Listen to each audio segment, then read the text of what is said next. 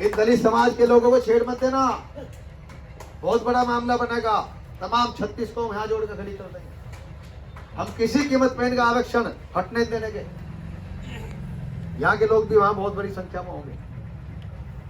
पुराने में थे क्या यहाँ के लोग? यहाँ के थे जी जी।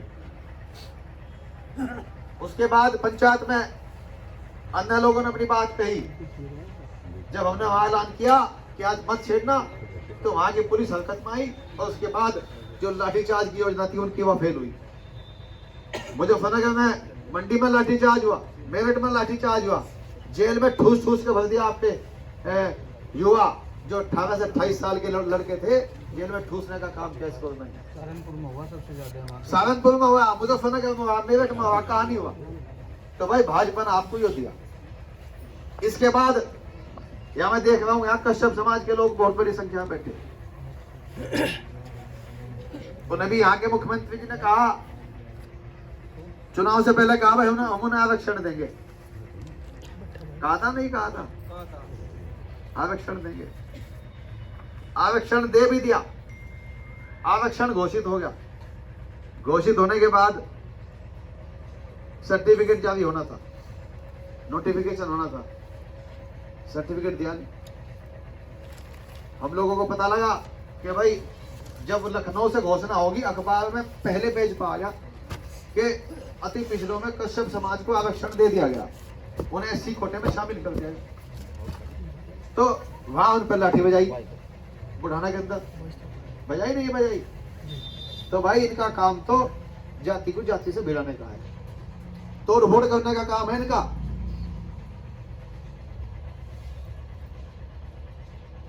मुझे बताओ इस गांव में कोई विकास हुआ?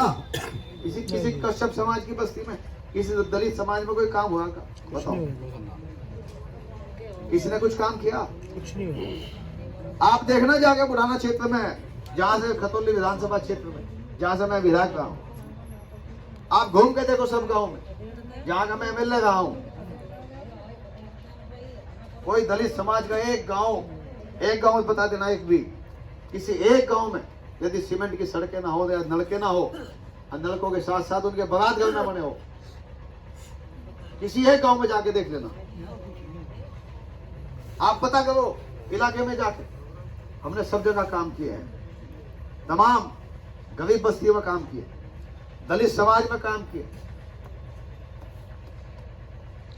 कश्यप समाज में काम किए, छत्तीसगढ़ में काम किए। आज कहाँ गया बजट, कहाँ गया पैसा? क्यों नहीं होते आपकी बस्ती में काम? इस बात की है कोई जवाबदेही? कहाँ जाता है बजट? क्यों आपकी बस्ती में काम नहीं होता? कोई कील लगी क्या भाई गांव में? कुछ नहीं लगा जी, लगी कोई कील? जब कोई कील गांव में नहीं लगी तो भाई इस सत्ता के आपका कील ठोक दो। इनसे पूछो इस बात को, आने वाले चुनाव में, चुनाव सिर पे है, इनसे पूछो कि हमारे गांव में काम क्यों नहीं हुआ? जब एक तरफा वोट दे रखी लोगों ने, कश्यप समाज के लोगों ने बहुत बड़ी हिस्से में वोट दिया, कुछ वोट दलित समाज की भी गई, कुछ और की भी गई। लेकिन यहाँ चलो काम धंधा छोड़ो, काम धंधा तो छोड़ो, आदमी आके पता ले ले भाई कि आप लोग सुख दुख में हो गया, क्या स्थिति है। कोई आएगा आपके बीच में? नहीं है, उन्हें आपकी जरूरत नहीं है, उन्हें आपकी आवश्यकता नहीं है। सीमा पर पड़ेगा गाँव आपका, दूर है, दूर है गाँव आपका, सीमा पे है या सीमा में भी लगती है? उनकी लगे सीमा, मेरी तो सीमा में, मैं तो रोज गाँव में रहूँ। तो भाई ये मौका है आप लोगों के पास, पूछो इस उन लोगों से कि आपके बीच में क्यों नहीं आए, आपकी समस्या क्यों नहीं सुनी। कहाँ जाएंगे नौजवान? ये भाई खड़े, हमारे साथी खड़े हैं। जब एक लड़का पढ़ाई करता है, माता जी सुनो, एक लड़का जब पढ़ाई करता है, ग्रेजुएशन करता है, इंजीनियरिंग करता है, तो उसका बाप ये उम्मीद करता है कि वो इस साल से वो पैसा कमा के देगा। उम्मीद करता है नहीं? जब वो बीटेक करता है, वो 12वीं क्लास करता है, वो डिग्री करता है, तो उसका बाप सोचता है इस बात को, उसकी माँ भी सोचती है कि इस साल से इनकम चालू हो जाएगी। 2017 बैच के लड़के जो 2017 में पास आउट हुए थे, 2017, 18, 19, 20, 21 और 22 आ गया। 2017 बैच के लड़के 2022 तक जो लड़के नौकरी में जाने थे वे नौकरी में तो गए नहीं, ऊपर से प्राइवेट नौकरी वाले घर पर। गलत तो नहीं कह रहा मैं? एक नौकरी नहीं मिली आपको? किसी एक भाई को नौकरी मिली होगा? मैं बताऊं, मिली किसी को नौकरी?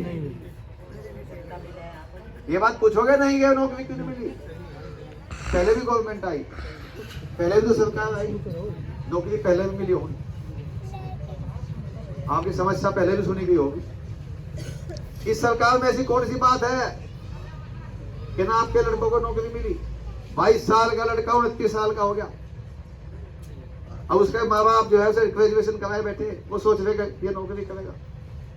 5 साल किसी का लड़का घर बैठ जाएगा, वो करने लायक रह जाएगा? मुझे बताओ, 5 साल पढ़ने के बाद घर बैठ जाएगा, कुछ कर सकता है क्या भाई? ये युवा बनता हूँ भाई, वो कुछ नहीं कर सकता भाई।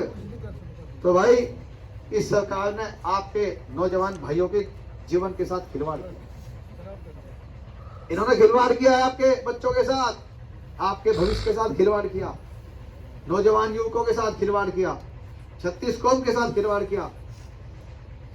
इन्हें जवाब दोगे नहीं दोगे? ये मौका है आपके पास जवाब देने का। पूछो इनसे कि हमारे बच्चों के भविष्य का क्या होगा, जो ये पढ़े लिखे लड़के बैठे इनका भविष्य का क्या होगा? ये तो आरक्षण छीन लेते जो आपके संगठन में होता जी। आप लोग संगठित ना होते, हम आपके साथ में लगते तो आपका आरक्षण छीन लेते। तो भाई मैं तो यही कहूंगा, इटावा मेरा गांव है, मुझे गांव से बहुत लगाव है, गांव को मुझसे और भी ज्यादा लगाव है, 36 कौम को मुझे लगाव है, मुझे भी 36 कौम से है। मैं आपसे वादा करता हूँ कि आपकी समस्या में हमारी पार्टी जितने हमारे नेता सब यहाँ मौजूद हैं, मैं आपसे वादा करके जाता हूँ आपके साथ 24 घंटे तन मन धन से आपके साथ रहें। आप मेरा नंबर नोट कर लो, जब भी दिन हो चाहे रात हो, जब भी आवाज लगाओगे आपके बीच खड़े मिलेंगे, जब भी आप बुलाओगे आपके बीच खड़े मिलेंगे। आपकी कोई समस्या रहेगी, कोई समस्या रहेगी, सीधी बात करो, हम सीधी बात करेंगे आपसे, गरीब लोगों के सीधे संपर्क में आएंगे, आपकी समस्या का सीधा समाधान करेंगे। ऐसा भी नहीं कि आप हमारे पास आओ, ऐसा नहीं, आप फोन करके मुझे बुलाओ, मैं तुरंत आपके बीच में हाजिर होऊंगा, आपकी समस्या सुनेंगे, आपकी समस्या का समाधान करेंगे। लेकिन भाई आवश्यकताएं हैं सबकी, सबको हमारी भी आवश्यकताएं हैं। मेरे नेता की आवाज बनो, मेरी पार्टी की आवाज बनो। जयंत चौधरी जी ने आज हमें भेजा है अपना संदेश देने के लिए। उन्होंने ये कहा है कि यदि सरकार बनती है तो 1 करोड़ नौकरी, 2 करोड़ नौकरी देंगे आपको, 1 करोड़ नौकरी, 1 करोड़ नौकरी देंगे। और बिजली का बिल का कहा, बिजली का बिल जितना है पिछला बिल माफ, अगला बिल हाफ। जयंत जी ने कहा, एक 5 बीघा का किसान 40,000 का बिल है उसका 1 साल का, कहाँ से वो 40,000 देगा? 5 बीघे में क्या कमाएगा?